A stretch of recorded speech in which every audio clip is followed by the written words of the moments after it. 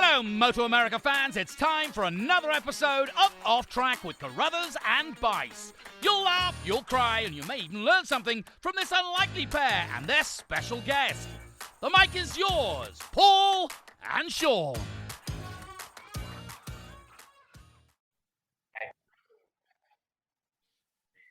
Hello, MotoAmerica fans, and welcome to this latest edition of Off Track with Carruthers and Bice. I am Bice, and I am in Central Ohio, and I'm with my counterpart, Paul Carruthers, Communications Manager for MotoAmerica, and he's in Southern California. And I don't know if you can hear faintly in the background, but we're doing this at noon on Wednesday, which means in the little town I live in, there's a siren that goes off to let you know that it's noon. So anyway, if you hear that in the background, I apologize. But Paul, hey, how are you doing? One more next week. It's Thanksgiving. Can you believe it? Yeah, time flies. It seems like we were just at the last race, and it actually seems like it was just August, and then all of a sudden here we are. But yeah, it's always nice to get into the holiday season and you know, gain a little more weight. Like, we need that, right? Yeah. I mean, what's I've always wondered with these holidays that come up that are so seasonal, and the time of year and the weather in areas where you get four seasons it's so, you know Thanksgiving's coming. It just feels that way, or obviously Christmas. What's it like with you guys? I mean, with the fact that the climate doesn't really change all that much, do you get any changes that give you a sense of Thanksgiving coming up? No. Exactly. You got to watch the calendar, right? It's funny. It's actually, like, I would consider today gloomy. And I haven't been outside yet, but it's probably like 68 degrees, and I'll probably get to like 74. But it's kind of odd. Sometimes to me, the nice days in winter are like the nicest days we have, because it's like crystal clear, and you know, there's no crowds, and the beach is pristine, and it's kind of just got a different feel to it than the summer does. And like, you can guarantee, like, January 1st, when they have the Rose Bowl, that it's the most beautiful day of the year. And then, you know, the next week everybody tries to move here. So it's always like that for the Rose Bowl. I don't think I've ever seen a Rose Bowl that wasn't just perfect, picture perfect. It's true. Weather. It's true. Especially in our areas where the weather's not so good. You get up on that morning and you watch that thing and you're like, oh my God, it's so nice there. So, but hey, speaking of which, so we've got another person from at least the Eastern time zone, East Coast, more than I am here in Ohio. And it's Ed Sullivan, who's crew chief for Westby Racing, longtime crew chief for the team, has been involved with that team for a long time. And he's got a pretty rich history of things that he's involved in, whether it's, he actually is a rider as well. And he does quite a bit with race cars too. So, I'm going to read this excerpt, or this sort of profile of Ed that's on the Westby Racing website. And one of the reasons I'm going to read it is because I wrote it. So anyway, yeah. So it says, the riders and crew's go-to man with a plan. Ed is responsible for making sure the motorcycles, riders, and crew all deliver peak performance. An accomplished technician as well as a bit of a shaman, Ed is as adept at reading fuel maps as he is at understanding the mind of a road racer, because he is a road racer. Ed works closely with the team manager, suspension specialist, electronics specialist, technicians, and riders to create the optimal bike setup for each track on the schedule, as well as the prevailing conditions. He also manages the riders and crew's schedules through the race weekends. And the other thing about Ed, let me just tell you, he's British, and I've used every Ed Sullivan show joke on the guy, from Topo Gigio to, balancing plates. And for people of a certain age that know what I'm talking about, that doesn't mean anything to Ed because he's a British guy. So, but let's bring him in. Ed, how are you this morning? Yeah, good. Thanks, guys. Appreciate you having me on. I haven't read that, Sean, on the website, so that sounds like a lot to live up to, and maybe a little bit optimistic, me doing all those tasks. But I appreciate the rundown. It's funny. We've talked to a few crew chiefs, and they're all pretty humble, you included. I mean, the most recent one we spoke to was John Cornwell, who was interesting because he was on Westby Racing as the suspension guy with Olin's, and and he worked with him. So, I'm sure you missed having him on the team, but you probably sort of understood it from working with him. Was it first thing I want to ask you straight out, and this is a little out there, I think, but I used to watch Cornwell talk to Mathew quite a bit. And I've always felt like, hey, as long as the crew chief is talking, all eyes on him, don't have anybody else talk to him. But the dynamic within Westby Racing is interesting. Of course, you got the high-spirited Chuck Giacchetto as well. So it's got to be kind of interesting for you because you have a pretty quiet, but not stern, but serious demeanor about what you're doing. And you have to kind of juggle some of these personalities as well as people trying to get in Mathew's face when he comes off the track, but you're the one that manages it. So how does that work? Well, yeah, I think that's the role that is probably not understood the most with a crew chief is managing the people. It's not all about the technical side. It's trying to get all these personalities that are often very strong. This attracts those kind of personalities. So you've got to make the whole thing kind of work and mainly keep the rider calm and focused, So I think with John talking to the rider so much when he was with us, I was comfortable doing it. John was with us since 2015, and I was super green as a crew chief then. And he really, gave us a step up. So one of his big strengths, maybe even bigger than his suspension knowledge, is he was a high level rider. He rode Grand Prix. So just his mannerisms with the rider, he knows what they're feeling, and so I was always comfortable with him talking to Mathew. Obviously, I knew what he was talking about, and was always involved in the conversation. But maybe him more than anybody else, I'd be comfortable talking to Mathew. There's a lot of personalities, and you need to sort of try to embrace the strengths of those personalities and not dumb them down. But channel them in a positive way, and that kind of takes time. And I think we're on a pretty good path right now. But yeah, John, he joined us in 2015, and obviously, as you guys know, that was pretty dark days for us.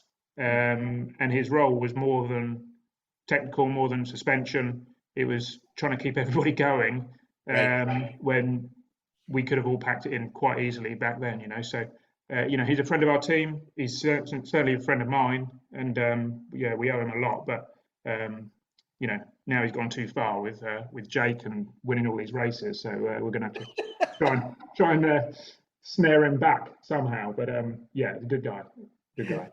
Well, Ed, you guys finished second in the MotoAmerica Superbike Championship, which is pretty damn good.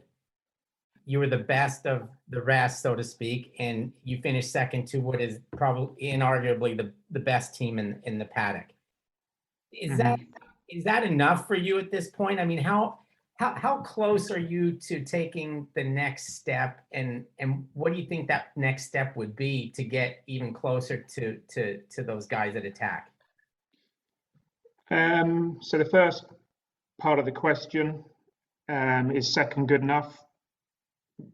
No, I don't think it's good enough for anybody. It's good. On the face of it, we're a private team.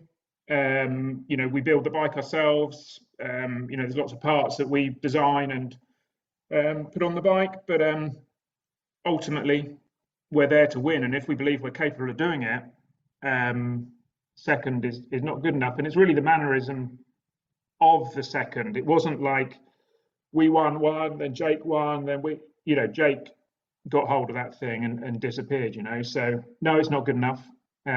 Yes, we've got to take the positives as well. But we feel if you look at it over 2 seasons with Cameron and Mathew, we were making some good progression there until Mathew got hurt, and he sat on the couch for a long time over the winter. We're a one bike team, and everything stops with development. You can't get the rider on the bike We didn't do much testing over the off season, and then once you get to racing, it's really hard during a race weekend to put too many different things on the bike. So the forward progression was good, but yeah, we just lost it in the winter. I feel. I think towards the end of the year we were really strong. So over this winter we've got a good development plan, and next year we can't have the same. I'm not saying we're going to come and win, but it needs to be a closer fight than this year. I know Mathew's capable. I know the team's capable. So there's no excuses. Obviously, anything can happen in racing, and it does. But we want to win the championship next year. Ed, let's talk about this year, because you're right. You pointed out about how it was with Mathew and his injury, and I can't tell you how many times, for some reason, it slips my mind just because you see him walking around, and he's a fast dealer, but that was a terrible injury and crash that he had last year, and it put you guys on your back foot a little bit in terms of the off season with testing. But then this year, one of the things that I don't know that people realize is Mathew, of course, he started off the season with a win, and he was number one in the championship, and he never dropped below second the entire year. Although there were times there, from what I can understand within that team, where there was some concern about that, and you guys had kind of some struggles a little bit, and there was a bit of a turning point at some point in the season. As much as you can talk about that, can you kind of explain that for the fans who maybe don't, it wasn't all necessarily sweetness in life and light, and it never is with any team. There's a lot that has to go into a season to maintain that kind of consistency. And really, it was Mathew's best season ever. So can you talk about how the season sort of progressed? Yeah, sure. So, Mathew came back from South Africa.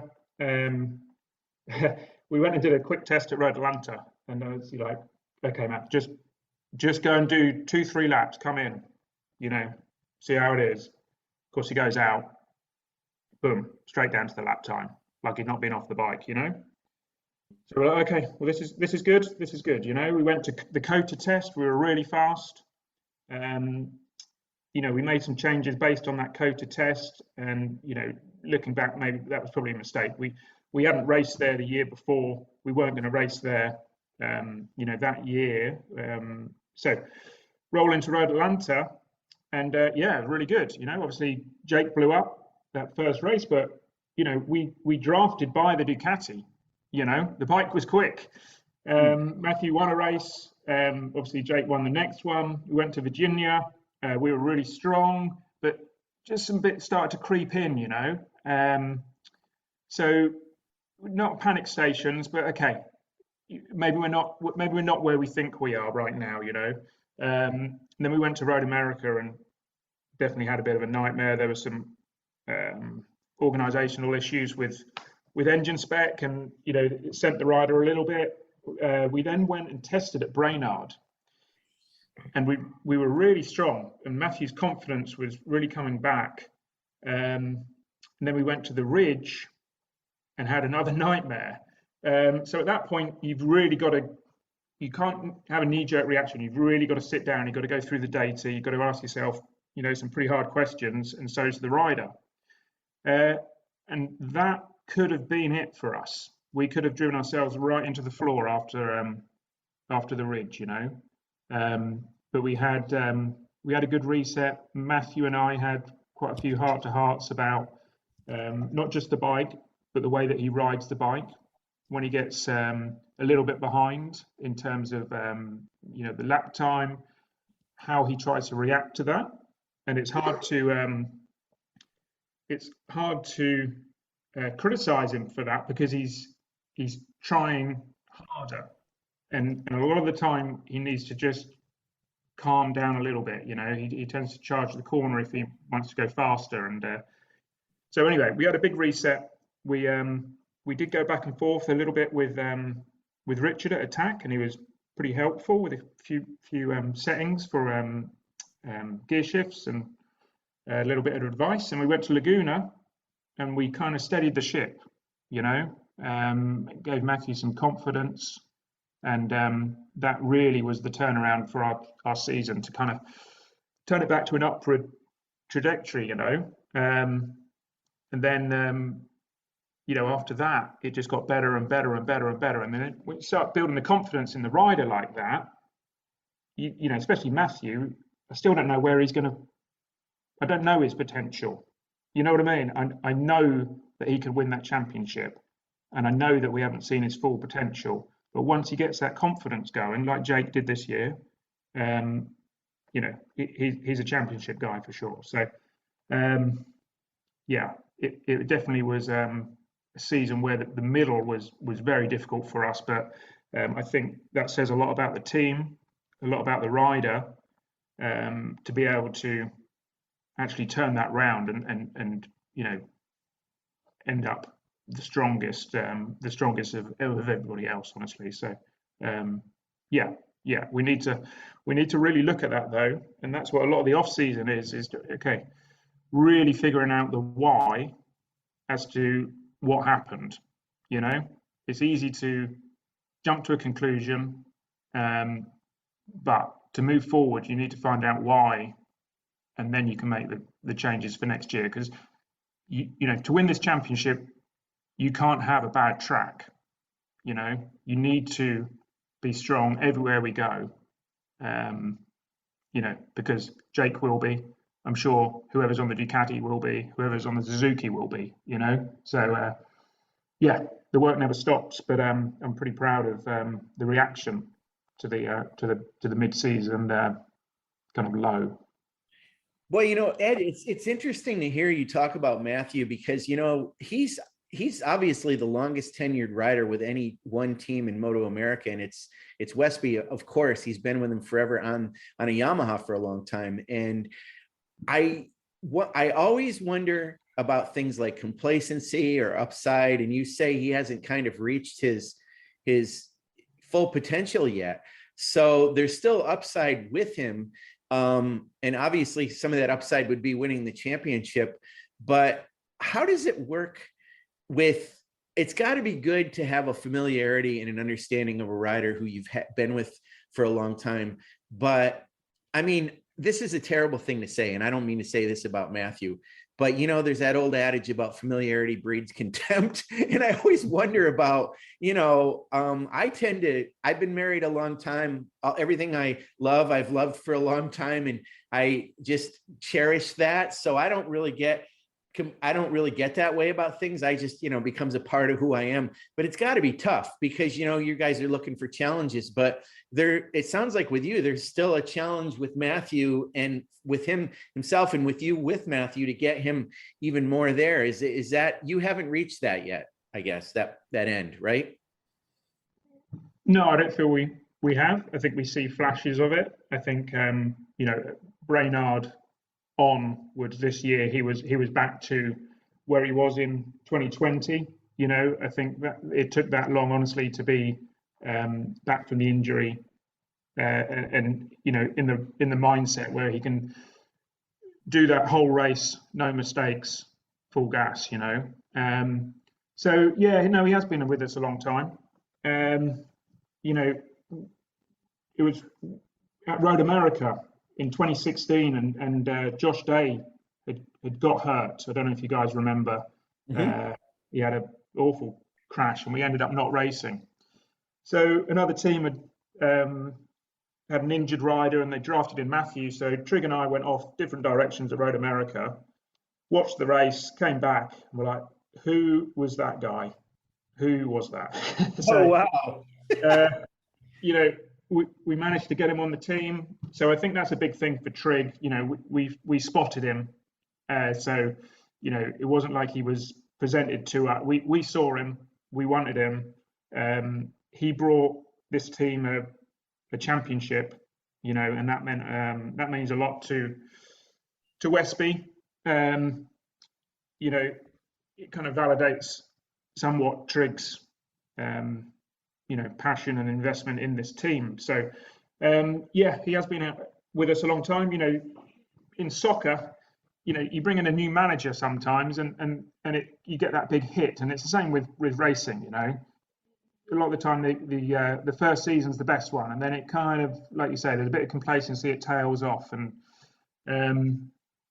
yeah, I do think though that right now we've got everything we need. There's no excuses now. So I'm not saying Mathew's looking for an excuse. He's ready to get it done as well. But I think he's fully motivated. I think the team's fully motivated, and I don't think there's any complacency. I'm pretty sure of that, you know. Okay, so Ed, let's pretend we're in a perfect world here, and there's no costs, or the costs are taken care of, and we don't have to worry about costs. Is having a teammate overrated in your opinion, or do you think the team could benefit from having another top level superbike rider? And again, that, you know, that push aside the cost of anything like that, and whether it's possible or not, but would it actually help, or do you think it's overrated? No, I think it would help, you know, obviously depending on who that guy is. But yeah, it's the resources to do that properly that obviously is the problem. But yeah, in your perfect world, you can get so much more development work done. Obviously, each guy is going to want something slightly different, but you can get through a lot of work in testing with two guys, you know, and even in a race weekend. So yeah, it would be good, but you know, we're almost in a perfect world. But for us to step up and do the two riders resource wise, it's probably too much at the minute, you know. Something for the future we'd like to do, you know, really being able to use two bikes for a one bike team on a weekend would be really useful, you know, just being able to set one bike up with alternate settings so you don't have to change the same bike. You can get through a lot of work doing that, and maybe that's something we should start lobbying for. I'm sure Ducati would like that as well, you know. So maybe the disadvantage of the one rider team might be slightly less with that, but you know, we don't have any excuses. We've got everything we need to win. So you know, we're where we're at, and we're pretty happy with our position, you know.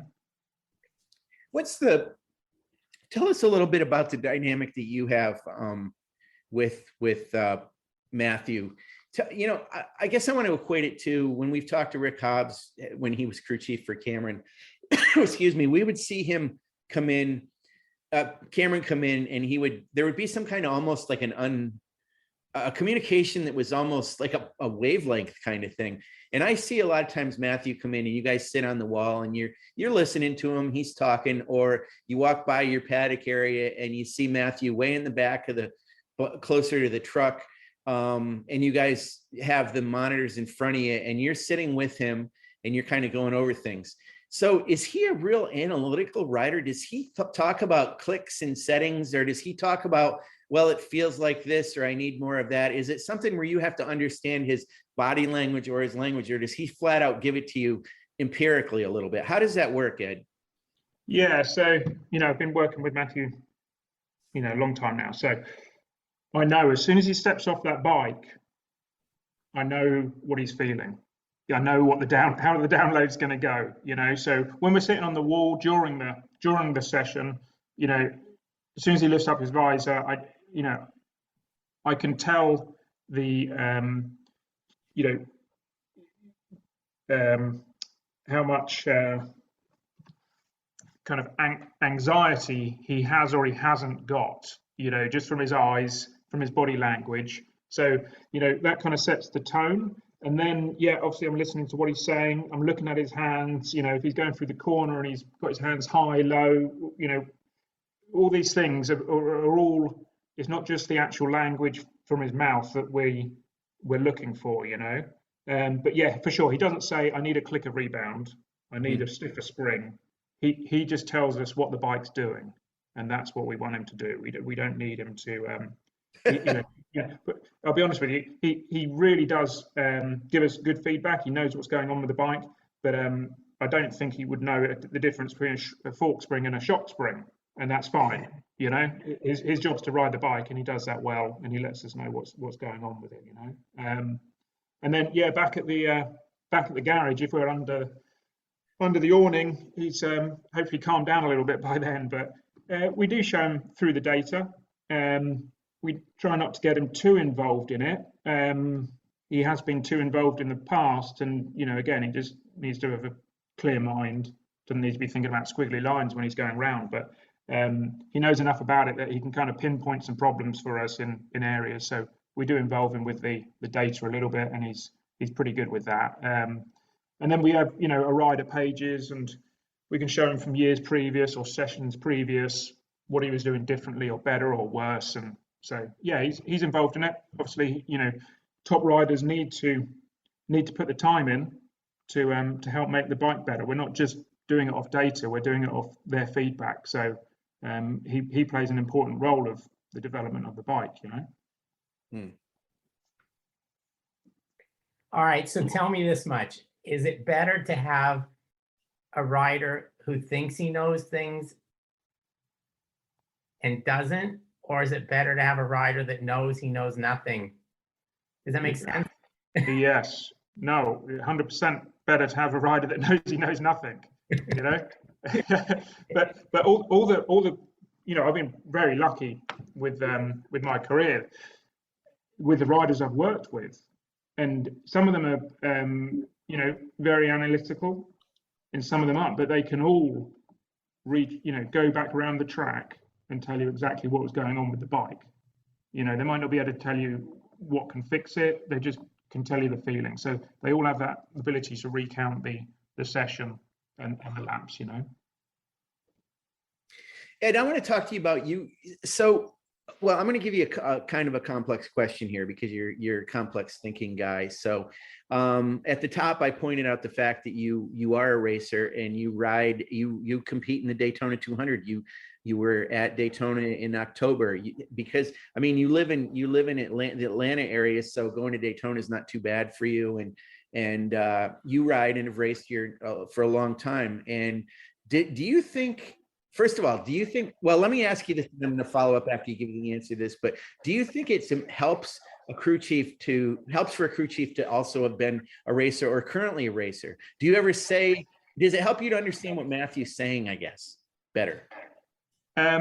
Yes, it helps me, and I think we go back to John Cornwell, I'm sure it helps him. Yep. That's the reference that we have. John was definitely, a better rider than I ever been, but it's still the reference for when they're telling you the issues. So yeah, I kind of need that reference to kind of navigate the issues. But having said that, there's a lot of top level engineers who maybe have never sat on a bike, and with that comes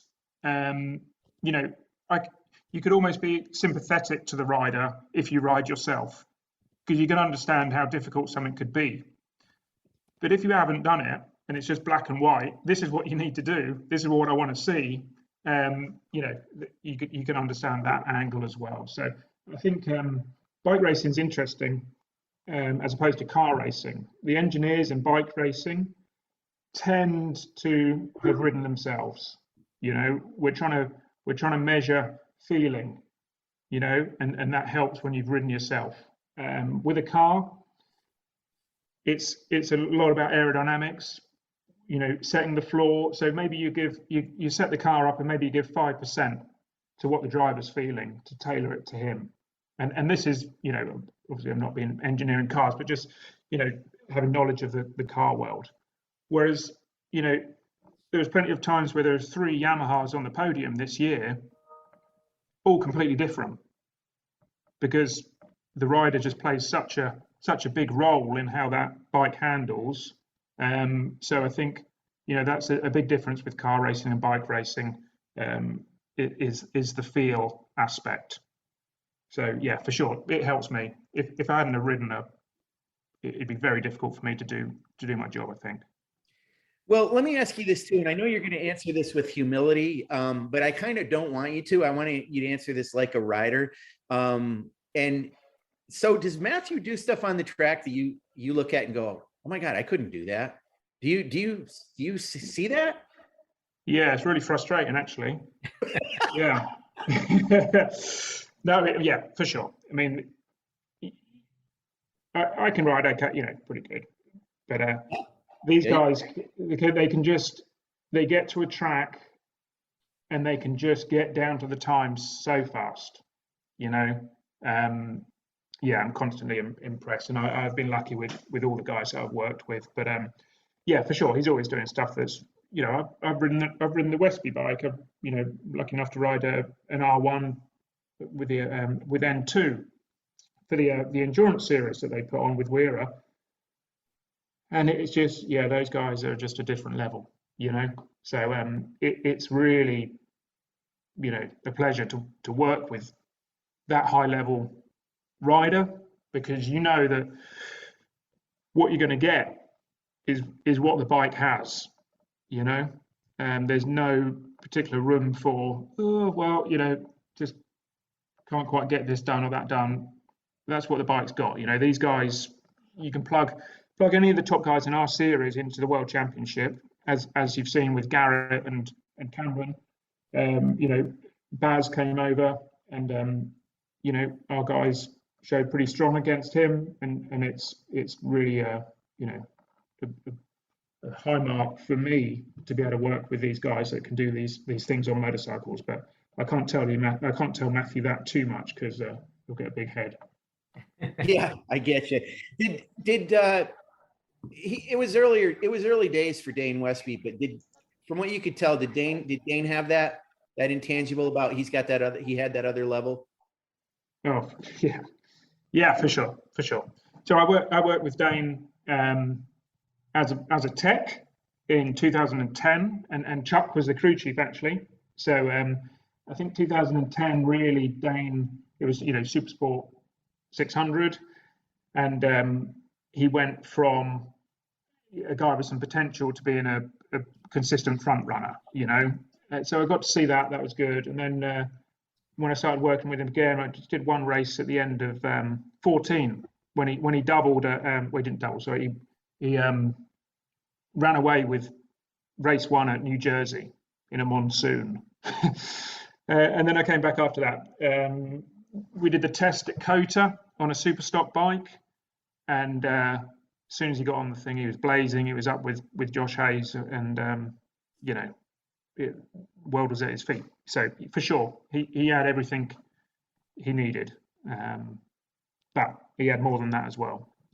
So yeah, you could definitely see that with him, and so much upside there. But okay, let's talk about the Sears 200, because you were in the 200 last year. Are you going to race this year's 200 with the changes, given the changes that are going on in Super Sport? And just flat out, are you gonna do it? What else is going on with you at Daytona? Yes, I will be riding something at Daytona. So I've got to talk to my guys. It was really cool, actually. Last year, I sort of reconnected with some friends that when I first came over here, we did track days together down at Jennings in Florida, and we sort of reconnected, and they wanted to put a bike in the 200. I had a bike. They had the ability to get people down there and put a team together. So we went and did it. It was great. Ended up a little bit disappointed, honestly. Didn't really meet what I felt was my potential, but anyway, whatever. We did finish. So yeah, I got to get with those guys, see what they want to do, and talk about whether we want to upgrade the 600. Yeah, not really sure at the minute. I mean, mine's on other things, honestly. And there's also a chance I might ride a twins bike. I think. Oh wow! I really like the new R7. I think Daytona's it would be a one and done for me, obviously, because the super bikes aren't there. But I think to get a bike around Daytona takes a certain approach. And I think Chuck's involved with the development of the Chuck Chiquetto's involved with the development of the R7, and I think that would be an interesting project, And I'd like to ride one. So yeah, I will be on something. I haven't seen a schedule, and I'm not sure if I've got it in me to do everything. But maybe I'll just do the 200 and the twins. We'll see. Okay. Okay, so you're at Daytona and you pull into pit road and you ride down to your pit. Do you get off the bike and talk to yourself and then get back on the bike? Yeah, I need a word with myself, honestly. Yeah. And are you the guy that's smart enough to know he knows nothing? Yes, exactly right. Exactly right. So with me, it's more about the riding technique. So I don't really, if I get sucked into looking at the data on my bike and the settings, and it's hard for me to get out of that mode and then jump on the bike. Right. So I almost need to just get on and ride, because that's where most of my gains are going to come from. So a lot of the time we've been testing with Mathew and someone said, oh, go and ride this or ride that. I never do it, because I'm either in crew chief mode or in rider mode, and I can't. It's hard for me to go switch gears, honestly. So yeah. Yeah. My dad would always tell me, like, when you get to within a half a second, then we'll talk about the bike. Exactly. Bottom line is you probably just need to go ride. Yeah, I just I do get a decent amount of chance to ride, but these other guys they're riding every couple of weeks. It's hard then to jump in, having been the other side of the wall, and get straight up to speed. So it takes me a little while. I think if they do the Daytona race on the Monday, I'll be right there. But Hey, Ed, one of the things I've talked about on this podcast a fair amount is, we all love motorcycles. I've got motorcycles in my garage. Sometimes I almost don't have to ride them to love them. I'll go out in my garage and I'll just sit there and stare at them. And I do that a lot in the paddock. I'll stop in at Westby Racing and just stand there and stare at Mathew's bike. And, I'll always see all kinds of cool things on it. The fasteners, the use of titanium and carbon fiber. And that leads to you a little bit. You've got some components on there that, as I understand it, were developed by you, and it also comes from your background or your current situation with car racing. And can you tell the fans about that? Because I don't know that a lot of fans within our paddock really know that what you do with four-wheel stuff. So tell us about it. Yeah, so I came over here. I worked for a manufacturer of an Indy car. So in 2000, it was called G-Force. Montoya won Indy in 2000. So I've been involved in car racing for a long time, and obviously composites is a big aspect of how they're built. So yeah, came over. Was always in cars, Le Mans 24-hour, this that, and the other, but always really was a biker,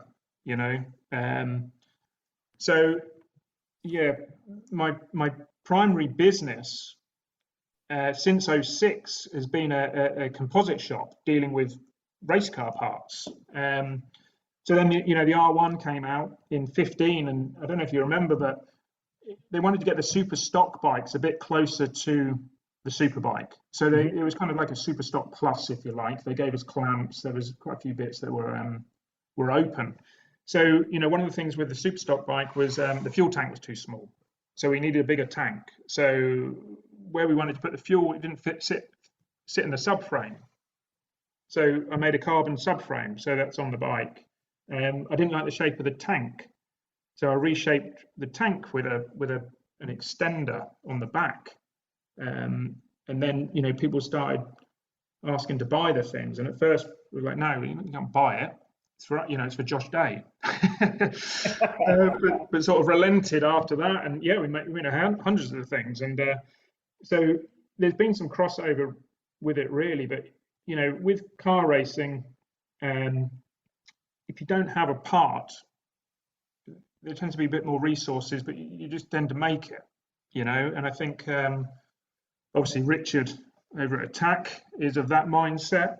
I think we are, to a point as well, but yeah, that's been my primary business since 2006, and then 2 years ago I partnered with a friend of mine, Ben Cooper, and we started producing a race car. It's called Sabeco Motorsport, and yeah, that's just taken off like crazy. So yeah, no one knows what it is, but if you Google or YouTube NPO1 John McGuinness, you can see him herring around Donington in one of our cars. So yeah, it's a cool business. But honestly, my heart is with the bikes, and yeah, that's where I kind of see my future really.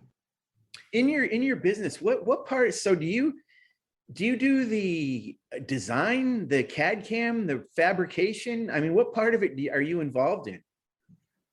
Well, the whole car is owned by us. So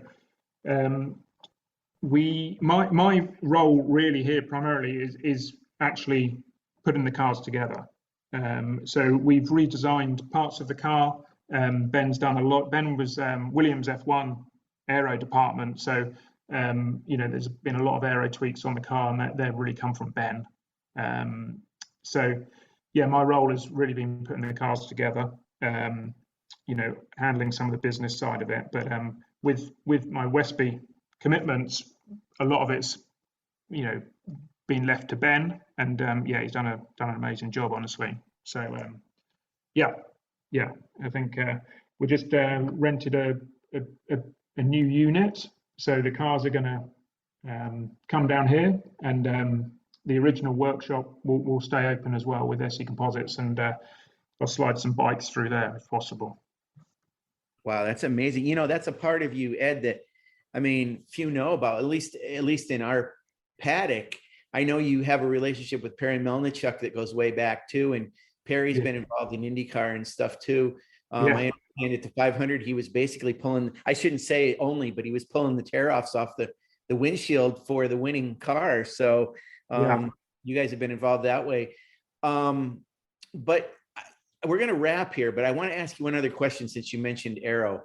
This is coming out of nowhere. I didn't plan to ask you this, but this aero movement that's going on in MotoGP with these fins and wings and all that kind of stuff, is that just show, or does that stuff really work?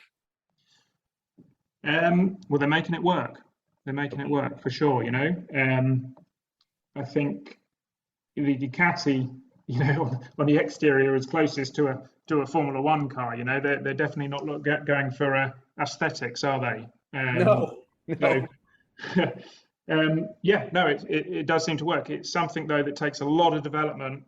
It's difficult on a bike because of the way that the riders influence the airflow, the way that the bike moves around.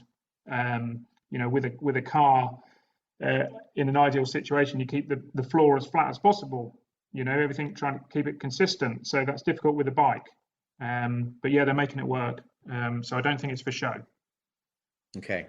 Well, we're going to wrap here because, one of the reasons is Ed does have a business that he runs, and this is his lunch hour. So we pretty much used all of his lunch hours. So Ed, thank you so much for being on and give us some insights into Westby Racing and what it's like to crew chief, and also some of the other fascinating things you do, including racing yourself. So look for Ed Sullivan in the Daytona 200 and possibly also Twins Cup in our first round this year. And thanks so much for being on with us, Ed. Yeah, no worries. Just quickly, guys, just want to give a mention to the team and Trig in particular for keeping going with this. We've definitely had our ups and downs, and everyone on the team appreciates what he does for us. Obviously, there's Chuck there who makes the wheels go round for that team. It wouldn't be there without Chuck and all the guys on the team. One of the big things this year with developing the bike is you've got to be on the track. You can't have silly problems, and the technicians have just done a fantastic job for us. So yeah, I just want to give a shout out to all the guys and girls at Westby Racing, and especially to Trig, and yeah, we look forward to next year, see how we do. That's great. Thank you, Ed. Thanks for your time. Thanks, guys, appreciate it. All right, have a good day. Cheers on you.